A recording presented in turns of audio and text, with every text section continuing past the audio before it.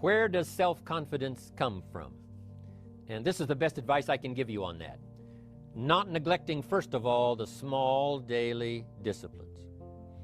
Self-confidence really comes from feeling good about yourself. And one of the best ways to feel good about yourself is at the end of the day to know that you poured it on. You did your best. If you conducted a meeting, you did the best you could. If you made a phone call, it was the best phone call you could possibly make. If you wrote a letter, it wasn't a casual letter, it was your best letter. At the end of those kind of days, when you feel good about yourself, self-confidence starts to rise. You know that if you can have this kind of a good day, you can have another one the next day, and those days become the weeks become the months, and the month becomes a powerful year. Self-confidence comes from the lack of neglect. If you will not neglect to do the small daily disciplines, that's where self-confidence comes from. Part of good health is self-confidence. I know I'm going to be healthy. I take the Herbalife products. I eat the apple a day. I walk around the block. I do the jogging on the beach. At the end of the day, when you've really poured it on and you've done all the stuff, self-confidence grows. That self-confidence affects your health, it affects your future, it affects your psyche. So this is true. One of the great powers is self-confidence. Self-confidence means willingness to do whatever it takes to achieve. Some people say, well, I'll do it for a little while and see what happens. You know, I'll try a couple of things. If that doesn't work, I'm out of here. And all of us know that that kind of person doesn't have much of a future. But if you're willing to do whatever it takes, if I have to learn a couple of things, I will learn those things. If I got to learn 5 or 6 things, I'll learn all 6. If I have to take an extra class, I'll take an extra class. If I've got to read the books, I'll read the books. If I have to consult with people who know more than I know, I will do the necessary consulting. Whatever it takes, I will do. That starts to develop unbelievable self-confidence. Self-confidence also comes from the ability to rise above your circumstances, to rise above what happens, the petty little things, the discouraging things that would sink everyone else's ship except yours, that would cause someone else to quit early in the day, but you keep going. That kind of willingness to overcome all circumstances, whether it's the little challenges or the big challenges. If you're willing to do that, I promise you, this kind of power will work for you, and in you, the variable, it'll make a difference. The third on the list I had was enthusiasm. And here's what I wrote about enthusiasm. Enthusiasm that's powerful is mostly enthusiasm that is enthusiasm inside, 90%, 10% outside. We all know what the enthusiasm is like when somebody lets us see their enthusiasm, which is like the 90%, and only 10% of it is inside. But the enthusiasm that really affects people is not just being loud, but the enthusiasm that runs deep, the enthusiasm that comes from deep inside, created by self-confidence, created by purpose, created by genuine willingness to help other people. That kind of enthusiasm, knowing that you're going to get the job done, knowing you're going to affect people, knowing you're going to have testimonials flowing in from all kinds of directions. That kind of enthusiasm. A lot of it is quiet. A lot of it is unheard. And the 10% that's heard, it rings a bell. People call it genuine enthusiasm because they know that what you say in the outward display of your enthusiasm is only a small tip of the iceberg of the enthusiasm you feel inside that really motivates you to do the best job you can. Next on my list to help you become the powerful variable is expertise. Wanting to excel in all of the skills and settling for nothing less than an outstanding performance. If you're willing to be the best in your field, if you're willing to demand of yourself excellence in skills, to be the best that you can possibly be. In the training, do the best you possibly can. In doing a workshop, do the best you possibly can. Developing the skills of using your personality, developing the skills of language, developing the skills of influence, developing the skills of organizing, if you're willing to be an expert in all of the skills, Herbalife has the way for you to invest those skills and not only make a handsome living, not only make a lot of money, but if you would so desire and if it would be your purpose, a chance to make your fortune. Expertise, excellence in skills.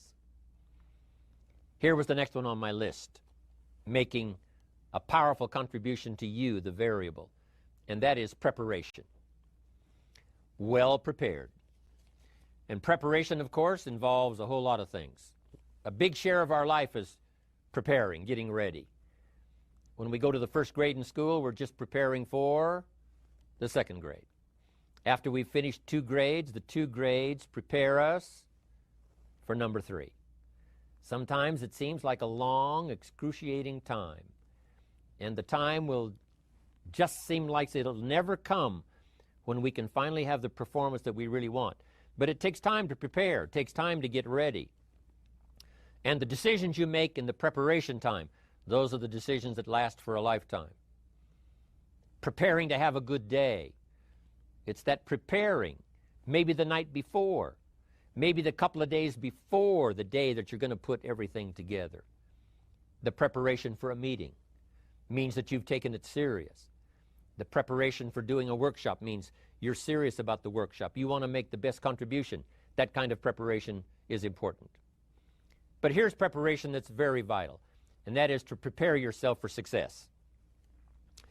Life seemingly does not wish to waste success on the unprepared. Life says, why waste a fortune on this person? They're not prepared to do the right things with it. They're not prepared to use it wisely. If a fortune was bestowed upon this unprepared person, it would probably be wasted. The people that could have been touched won't be touched. What could have been done won't be done because this fortune will have been wasted on the unprepared person. So not only look for fortune, not only look for the promise, but prepare yourself and ask of yourself, what can I do to make myself ready?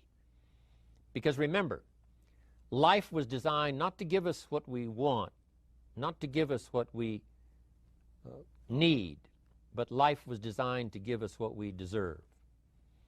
Every value in life must be paid for, and those that pay are the ones that get it. It says those that give receive. Someone says, I wish to receive, I wish to receive. You don't have to concentrate on receiving. Just become a good giver. It says those that search will find. Someone says, well, I need to find some good ideas to help change my life for the future. Then to find good ideas, that doesn't come because you need them. It comes because you search for them. If you want good ideas, you got to go after them. You got to go to the class, you got to go to the workshop, you got to go to the training, go to the book, right? You got to go to the journal, right? Go where good ideas are being taught. Go searching, go looking, because good ideas are not going to be wasted on those that are not seeking, searching, well prepared. So, prepare yourself to be ready for fortune when it comes, to be ready for challenge when it comes, to be ready for opportunity when it comes. Opportunity comes along and passes by the person that is not well prepared. I want to prepare myself this year for next year. Yes, I wish to be effective this year, but I'm also thinking of ways, how could I be better? How could my ideas be more powerful? How could they be sharper, more clear? How could I reach some people next year that I perhaps can't reach this year? I haven't reached deep enough into my own soul to affect some people. Some people just pass by and say, hey, what a good speech. But how could I make it stronger than that, deeper than that, more powerful than that? I cannot be as powerful as I could be next year. You know, you can't go to the 10th grade in the 5th grade. You just got to go through the grades. But the more you are prepared, when the 10th grade finally comes, now you can cash in and get 2 times, 3 times, 5 times more value from it by being prepared. I want to do my best this year for Herbalife, but I also want to get ready for next year, 1999. And then when the year 2000 comes, at the turn of the century, I want to be well equipped by language, by instinct, by temperament, by personality, by influence, to really be valuable the year 2000, 2001, 2, 3, 4, 5. That's my goal. I'm sure it's your goal. Now here's the next one. There's great power in self-reliance. Self-reliance means you simply look mostly to yourself. It would be nice if someone just gave you this, gave you this, gave you this. It would be nice if everyone did their job exactly as they're supposed to do it. But here's what you've got to do. Primarily rely on yourself. Primarily say, I'm the person responsible. And I will learn the necessary skills so that I can help people learn their skills. If I need lots of people to do certain things to build my organization, that is what I must have. But I've got to be the final backstop. I've got to be the final one that people can rely on. So that if this is missed and this is missed, I can catch up. I can fill the gap. I can do the job. We have to do it when we conduct meetings. We have to do it when we conduct training. We have to do it when we're in a class of just a few. What someone might have missed, we're there to fill in. Self-reliance. Primarily, we're learning to count on yourself. So that you can do this, never complain and never explain. Here's the next key power, and that's image. There's many parts to image. The image that others see you as, the image you have with other people. And it's very important how other people see you. If they don't see you as a leader, chances are they won't pay attention. If they don't see you as being in control, chances are they won't have the trust. If they don't see you as knowing where you're going, what you want to accomplish, they probably won't follow. But if people can see you, if you have the image of someone that's in charge, in control of your life, your future, your destiny, in control of the situation, if they see that, that kind of image is powerful. It helps to win the day. It attracts other people. People want to be around people that are in control, that are powerful, but they know how to use their power, influential, but they know how to use their influence. That kind of image is important. But here's a very important image, and that is your image of yourself. The way you dress, the way you talk, the way you think, your capacity for learning, all of that is an important image that you have of yourself. The image that you have that if it needs to be learned, you could learn it. If there's a book that needs to be mastered, you could master it. If there's a skill that needs to be learned, why couldn't you get busy now and learn that skill? That kind of self-image, that I am continually trying my best to be the best I can. Because one of the most important places you have to look is into the future, yes. You got to look into the past, yes. You've got to look around, yes. But one of the most important places you have to look is in the mirror. You know, how I appear to other people, that's important. But how I appear to myself is the ultimate importance. That kind of image, to where you'll develop the self-confidence, you'll develop the self-reliance. Now here's another one in my rather short list. The next word is character. Becoming a person of high values, a person of principles, a person of honesty, a person that earns respect. That kind of character. It took character when Mark started to put the marketing system together. How can we have a system that will build in the integrity, that people will know that if this happens, then this will happen. And if this goes wrong, here's the way to fix it. Unless you have the principles and the character and the integrity to put together a viable plan for a wide variety of people, then the system is not going to last very long. And I've been around long enough, and I'm sure you have been around long enough to see a lot of systems that got started, but they failed. And the reason is because they were not constructed with integrity. They were not constructed with character. They were not constructed with doing the right thing. They might have been constructed to take advantage. You know, cash it out as quickly as possible and leave. Mark was involved when others took advantage of him all those years ago before Herbalife. When someone took advantage and didn't have the character, didn't have the principles, and didn't have the character to stay, the character to see it through, the character to do the right thing. So this is important, to develop the character within yourself, that people see you as honest, as fair, willing to do the right thing, willing to be helpful, but always willing to walk the center line, not to pass the line. When we come to an opportunity like Herbalife, especially multi-level network marketing, it is so dynamic, it is so powerful, and it is so possible in fortune making that sometimes people want to speed up the process by cutting the corners, by neglecting to do the right things, to cheat a little here, cross the line just a little bit, because then, it'll grow faster and you can cash in quicker. Not necessary here. Doing Herbalife right will build your fortune longer and stronger than trying to cut the corners and not doing it right. If we'll have the integrity that Mark had when he started it and keep perpetuating that we will do the right thing by the marketing system, the right thing by a distributor who has a customer and they take care of that customer belongs to that distributor. That kind of integrity in the marketing system, the kind of integrity we have among each other, the kind of character we have to rely on each other, because here's what we cannot do. We cannot do this by ourselves. Mark's got to count on me. I've got to count on Mark. We've got to count on the president's team. The president's team has to count on the chairman's club for advice and counsel. We have to count on the millionaire team, the tabulator team, the world team. We've got to count on the distributor. We've got to count on the distributor giving the right message to the potential customer. We've got to count on the distributor giving wise counsel to the new recruit, teaching them the right way, the Herbalife way, the principled way, the character way. Vitally important. Building and developing your own character.